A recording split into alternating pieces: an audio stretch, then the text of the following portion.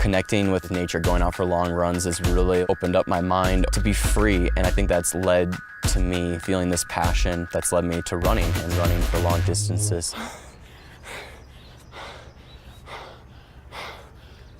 My name is Timothy Olson, and I'm an ultra mountain runner.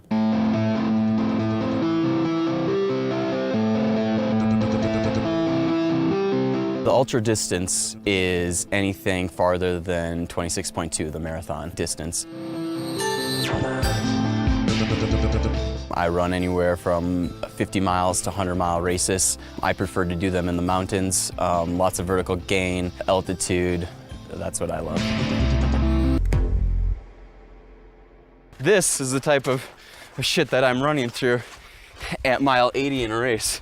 And if you can make your way through this when you're feeling crappy, you're gonna be doing good in a race. So training in it, it's great.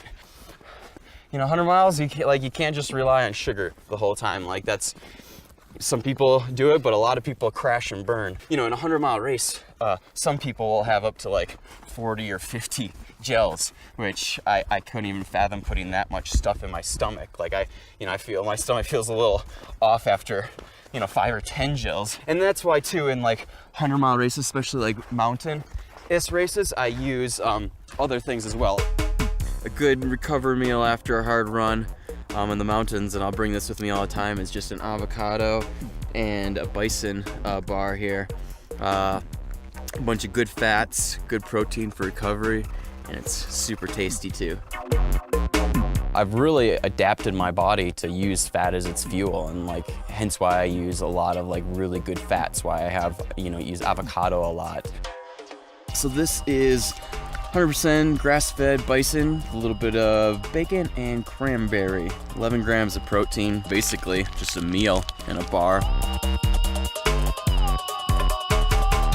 Over the years, I've adapted to basically just a whole food type of diet, which is like this primal paleo-esque type of diet where I just, eat real good, clean food. And I feel it has helped my running immensely and just way of life. For me, it's just, I really prioritize what goes in my body and how I feel, and I want to enjoy life, and I want to live a long, healthy, blissful life.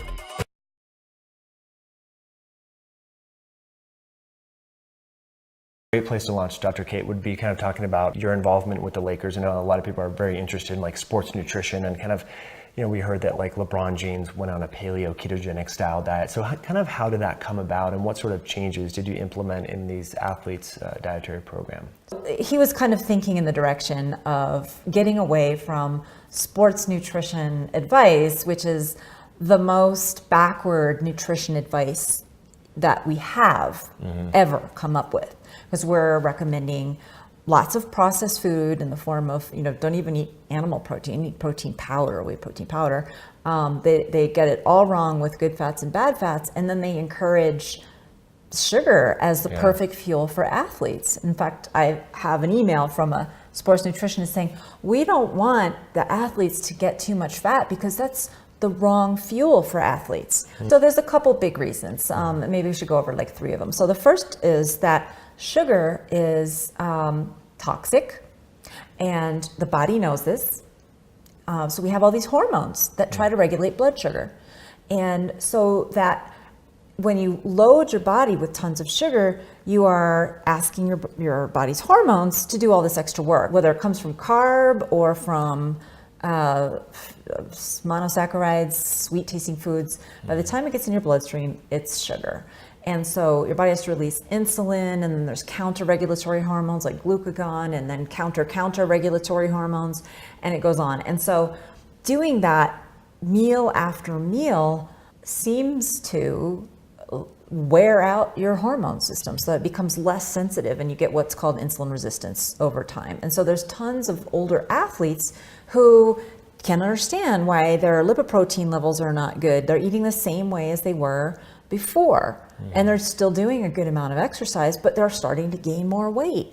And this is just because too much carb wears out your hormone systems. So then another reason that we're wanting to get people to burn fat instead of sugar is for the simple reason is that we store a lot more calories in fat than we do in sugar. And that means that we can go for longer between meals without getting hungry. So if you're trying to do whatever kind of sporting event you're trying to do, so let's say you're playing basketball and you play about 20 minutes, you're a 6'6" guy, I calculated this, you're gonna burn about 600 calories in that 20 minutes of playing time with all the downtime and everything.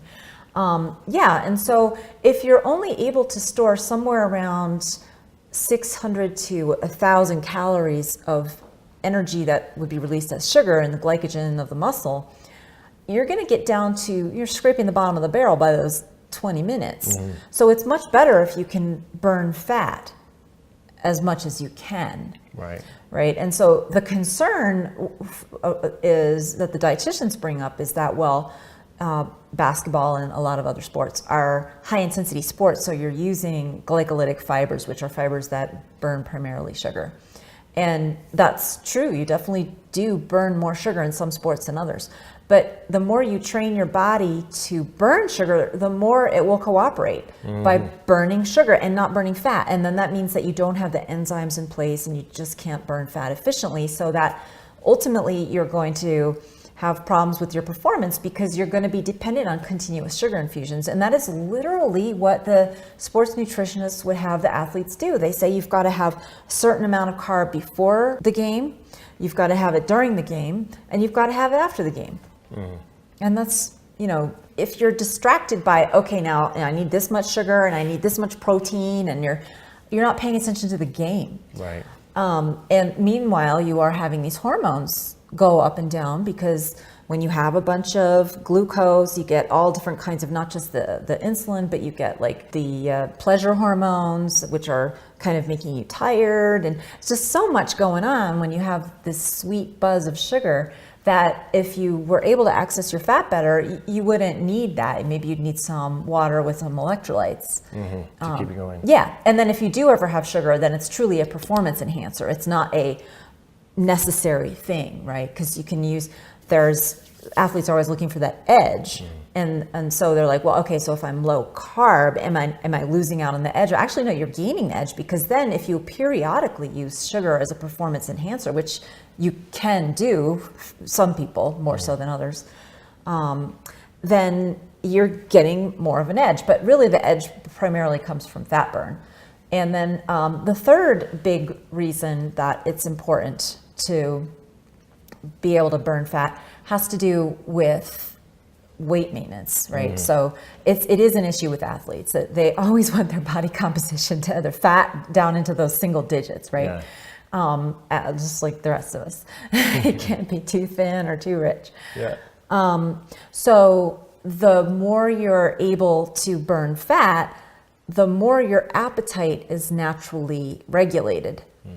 And one of the reasons that ketogenic diets are so popular is that it is if you've got ketones, you're almost definitely burning fat, and it helps you not be hungry. So it's just an easier way then to make sure you're not overdoing it with calories, which do also matter, but they're kind of secondary to the hormone effects and the appetite effects and all the other more complicated things that we're just learning about. Yeah, lovely. So basically, to kind of summarize that, if we rely on glycolytic or glucose metabolism, there's not enough fuel in the tank for a long period of exercise. So you're dependent upon always taking all this stuff. And then there's all these counter-regulatory hormones that are ebbing and flowing, causing premature aging and cellular damage and all that stuff behind the scenes. So it's just more efficient to start becoming fat adapted, really, essentially. And for some people that can take a little bit of time, but you worked with the athletes. And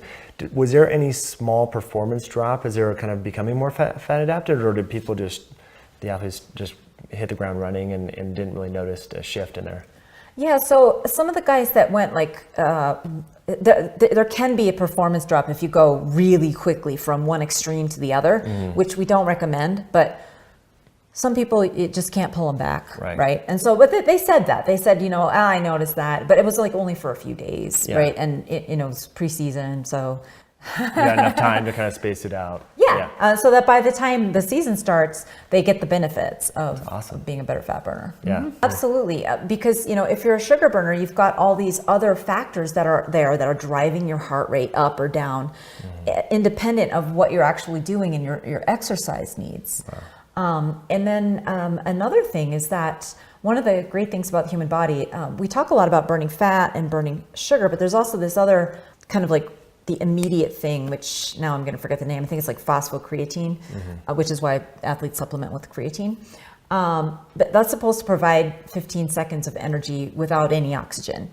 And so a good fat burner can go from sitting to running really fast, and transition from the phosphocreatine right into fat burning and never need sugar. Right. So normally, if you're not a good fat burner, I did some testing in my office here that I've just recently disassembled, but I was testing people's ability to burn fat, and I noticed that as they start the exercise, they are crummy at it, but as they get into it more, they warm up their body, they become better fat burners. You can watch it improve a little bit, maybe like 10% for the same degree of exercise. And what that is coming from is the blood flow, because that is an aerobic fuel, meaning you need oxygen to burn it. Whereas with sugar, you can get a little bit of energy from sugar without any oxygen around. So your circulatory system has to be better and has to be more responsive to be a good fat burner. And that's one of the things that you do when you train for exercise. You train your circulatory system. And so exercise in and of itself helps you burn fat.